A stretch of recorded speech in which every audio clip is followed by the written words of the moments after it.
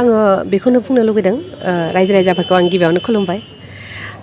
आंथ' एबारजों बानायनाया एबारजों 6था जासिगोन आरोना आंनि बर' मुभिया दा बाहाय आङो जोबोद रायजोफोरनि अननाय मोनबोगासिनो दा नैबे रोदाखौबो आरो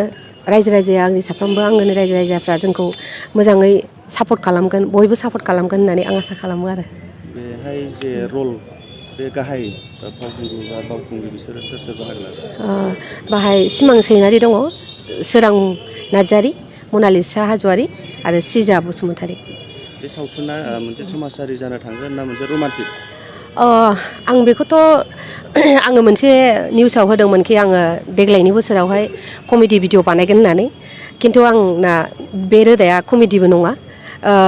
एक्सनबो दङ बेयाव रमान्टिकबो दङ कमेडिबो दङ बेबायदि आरो रोदाया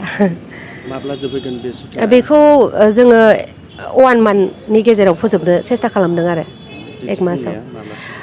जोङो बिश्वकर्मानि सिगां बेखौ प्रिमियार श'खौ खालामगोन रायजो राजाफोरनिसिम मा खावलायनो सानो रायजो राजाफोरखौ आं बेखौनो खावलायनो लुगैदों अननानै जोंखौ हाजासे सापर्ट खालाम नोंसोरनि थाखाय नोंसोरखौ जोंनो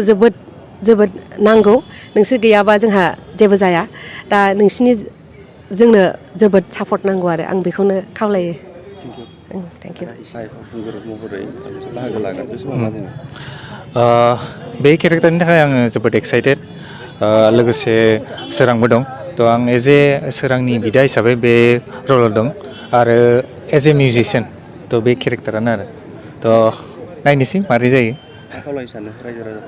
रायजो राजाखौ बेखौनो खावलायनो सानगोन जे जोंनि बर' इन्डास्ट्रिया दाबो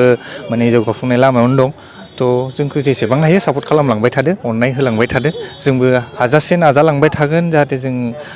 रायजो राजाखौ एन्टारटेनमेन्टखौ होनो हायो बेखौनो आं दा बे समाव थारैनो जोबोद गोजोननाय मोन्दों जे बे बोसोरावबो आं R.B फिल्म प्रडाक्सनाव खामानि मावनो फिन खनसेबाव चान्स मोन्दों थांनाय बोसोरावथ' खिथेर खालामदोंमोन बेखौबो एबार नै दा रोदा सावथुनाव दा खामानि मावनो चान्स मोनबावबाय आरो आं बे एक्टिंखौ मावनो थाखाय आंबो बिराद जोबोद एक्साइटेड थारैनो आरो गासैबो रायजो राजाफोरनिसिम आं बेखौनो खावलायनो सानो अननानै प्लिज सापर्ट हो बेबायदिनो अननाय होबाय था जाहाथे जोंनि कालचार फिल्म इन्डास्ट्रिया जौगालांबाय थानो हायो आं बेखौनो रायजो राजा नोंथांमोननाव आं रिकुवेस्ट खालामो थेंक इउ बे मुभि रोदाया आंनि थाखाय फार्स्ट जागोन आरो आङो बिराद एक्साइटेड बे मुभिखौ लानानै आरो गोदान एक्सपिरियेन्स मोनगोन स' आङो बयखौबो मोजाङै खावलायो कि मोजाङै नायनानै सापर्ट खालायबानो जाबाय आरो जोंनि मुभिखौ आरो जोंबो मोजाङै एन्टारटेन खालामनो नाजागोन बेनो आरो आब'रिया बेखौ हामबायनो गोसो जादों मानो होनोबा बियो आंनो एसेबां मोजां खाबु होनायनि थाखाय आङो गोसो गोरबोनिफ्राय आब'खौ थेंक इउ बावहरो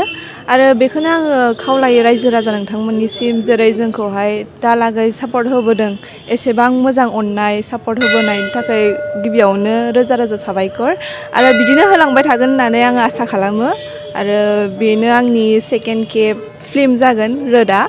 बिदिनो नोंथांमोननि सापर्ट मोनलांबाय थाबा मोजाङै मोजां जोङो बानायलांबाय थानो हागोन होननानै आं आसा खालामो थांनाय 2022 मायथाइयाव नोंथांनि मोनसे सावथुन ओंखारदोंमोन जे दाखा जोमै गोबां रायजो राजाफ्रा अनसायदों बे समाव मा खालामनो सानो रायजो राजा नोंथांमोननि सापर्ट आरो अननाय मोननानै आङो बिराद गोजोननाय मोन्दों मानो होनोबा बेनो आंनि फार्स्ट फिल्ममोन नालाय ओमफ्राय फार्स्ट फिल्मावहायबो नोंथांमोना एसेबां अननाय एसेबां सापर्ट होनायनि थाखाय बिराद गोजोननाय मोन्दों आरो आसा खालामो नोंथांमोना बिदिनो आंखौ सापर्ट खालामलांबाय थागोन होननानै